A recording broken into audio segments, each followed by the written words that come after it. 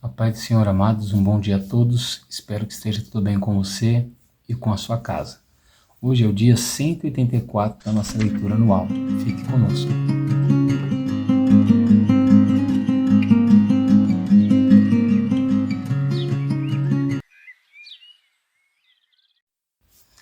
Bom, amados, nós estamos na reta final, do livro dos Salmos. Esse livro maravilhoso que nos ensinou muito sobre a confiança, sobre o temor, sobre a celebração e adoração a Deus. A nossa porção diária de hoje, ele vai do Salmo 120 até o Salmo 130. Mas não se assusta, são salmos curtos, bem pequenos, E você consegue fazer essa leitura bem rápido. A nossa porção diária de hoje se encontra no Salmo 126 e são os versos 5 e o verso 6. Amém? E a palavra do Senhor, no Salmo 126, versos 5 e 6, diz assim: Os que com lágrimas semeiam, com júbilo ceifarão.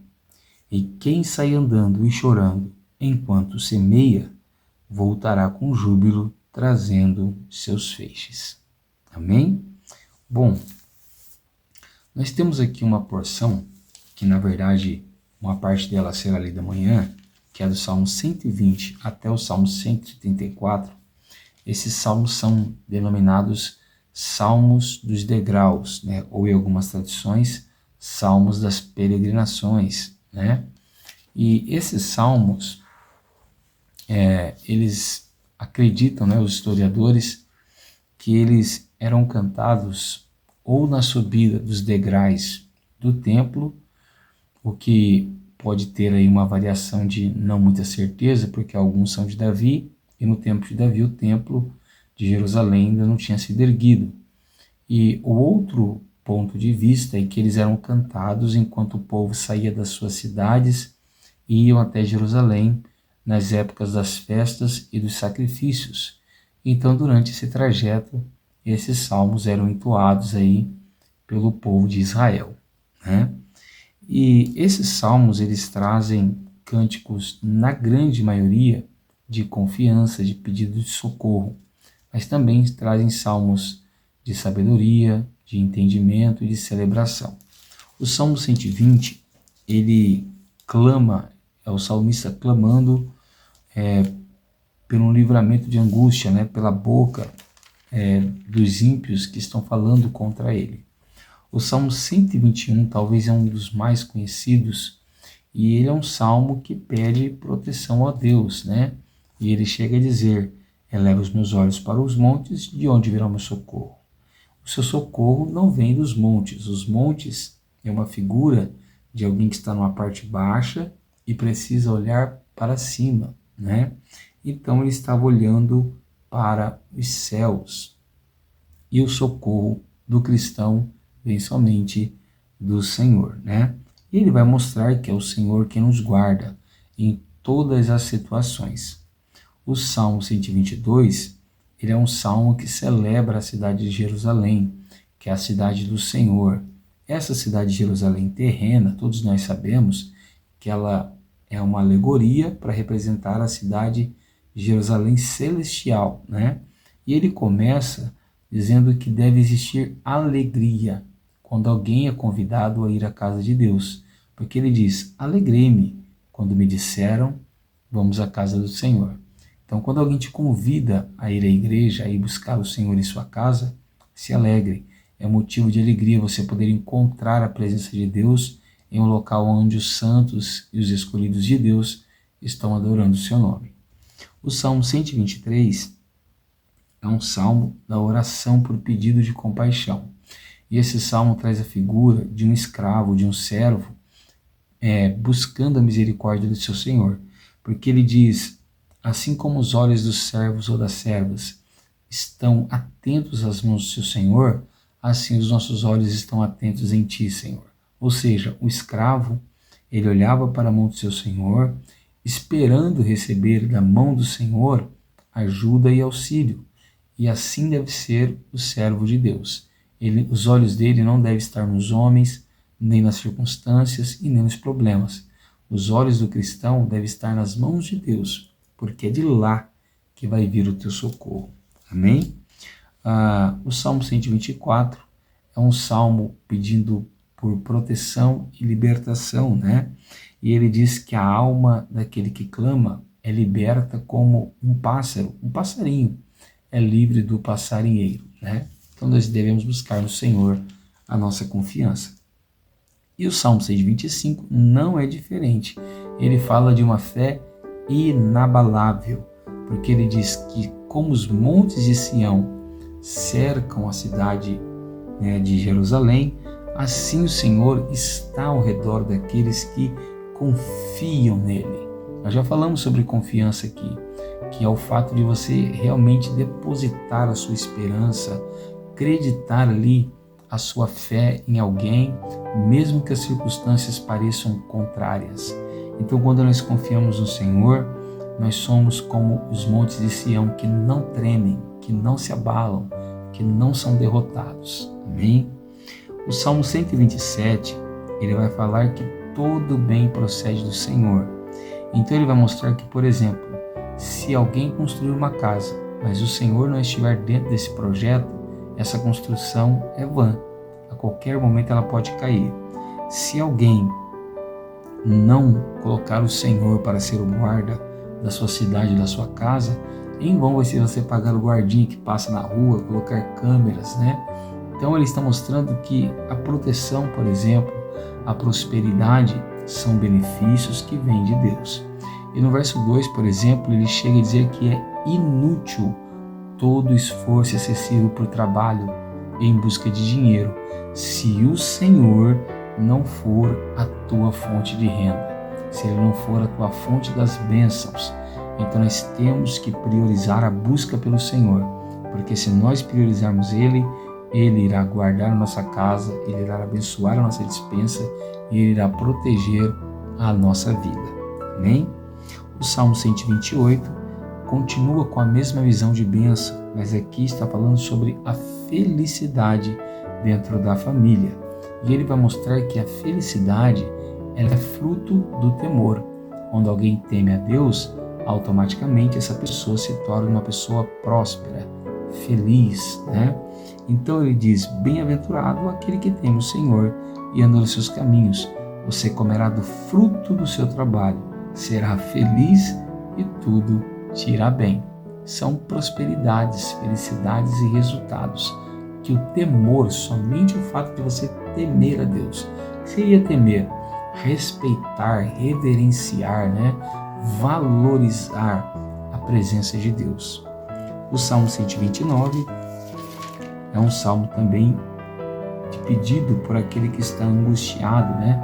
Daquele que está aflito e preocupado. E o Salmo 130 não é diferente. Porém, o Salmo 130, ele fala mais sobre as próprias situações que a nossa alma se encontra muitas das vezes, e não das preocupações externas, daquilo que está ao nosso redor, como contas, enfermidades. Não, está falando de problemas internos, com os nossos pecados, porque o verso 3 ele diz, se tu, Senhor, observares a iniquidade, quem, Senhor, poderá escapar?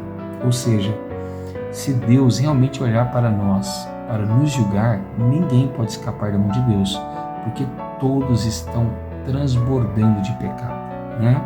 Mas no verso 4 ele diz que com o Senhor, da mesma forma que está o juízo, também está o perdão, né?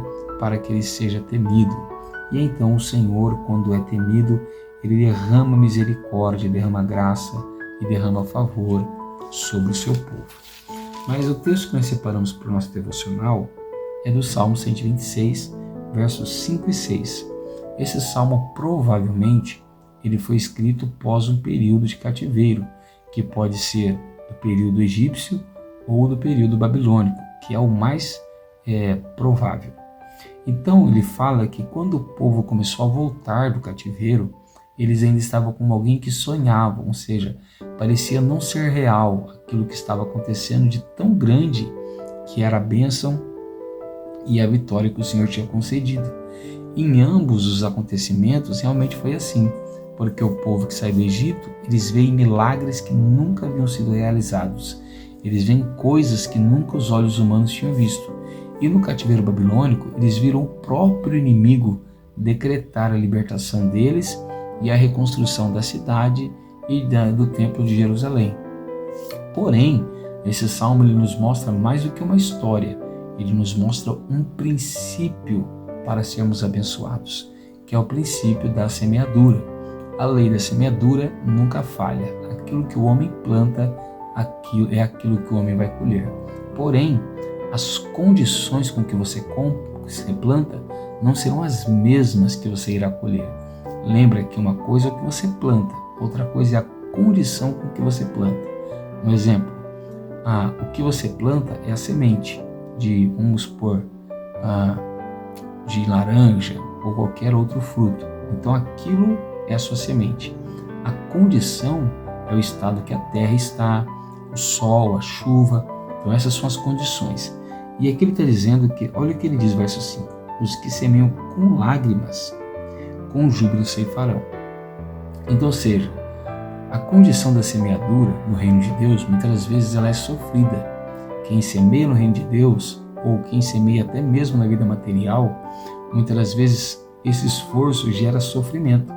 Então muitas vezes você está orando por um propósito, você está buscando por algo, e essa busca muitas das vezes é intensa, ela é fadigante e te leva ao sofrimento. Mas vale a pena perseverar, porque a busca pode ser com lágrimas, porém o retorno, a recompensa é com alegria. Amém? Depois ele diz novamente, quem sai andando e chorando enquanto semeia, olha o que ele está dizendo. Uma coisa é a semente, outra coisa é a condição. Essa pessoa está semeando com lágrimas, com tristezas. Ele está dizendo, a quem sai andando e chorando enquanto semeia, quando chegar a hora dessa pessoa colher, olha o que vai acontecer. Ele voltará com júbilo. O que é júbilo? É festa, é alegria. O que ele vai estar trazendo? O resultado da sua colheita. Então a semeadura gera lágrimas, mas a colheita gera alegria. O choro, já estudamos isso, pode durar uma noite, mas a alegria vem pela manhã. É melhor sofrer primeiro, para depois você sentir o verdadeiro sentido da alegria, do que você se alegrar primeiro e depois chorar amargamente. Chore aos pés do Senhor e com certeza Ele vai te promover em alegria. Amém? Eu sou o pastor Tiago, da Igreja Pentecostal Poder da Palavra, e quero orar por você neste momento. Abra o seu coração, feche seus olhos e ore comigo. Senhor nosso Deus, nosso Pai, nessa manhã nós queremos te louvar, te bendizer por toda a tua bondade e por todo o teu amor.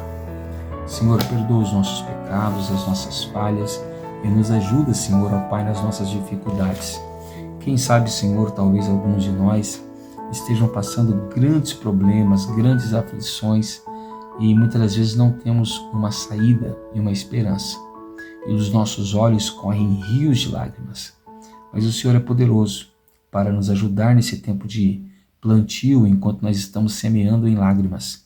Porque daqui a um tempo a vitória chegará. E o Senhor, na colheita, nos dará sorriso, alegria e motivo de festa.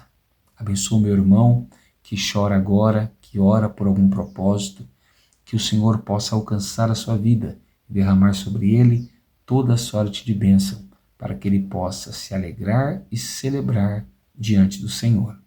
É assim que nós te pedimos e te agradecemos. Amém, Senhor Jesus. Se você tem gostado desse trabalho, deixa o like no vídeo. Se você crê que esse vídeo pode abençoar alguém, compartilha com essa pessoa. E se você não estiver inscrito no canal e quiser nos acompanhar até o final do ano, em que nós iremos ler toda a Bíblia juntos, se inscreva no canal e ativa o sino. Amém? Que Deus te abençoe, fique com Ele e tenha uma ótima terça-feira.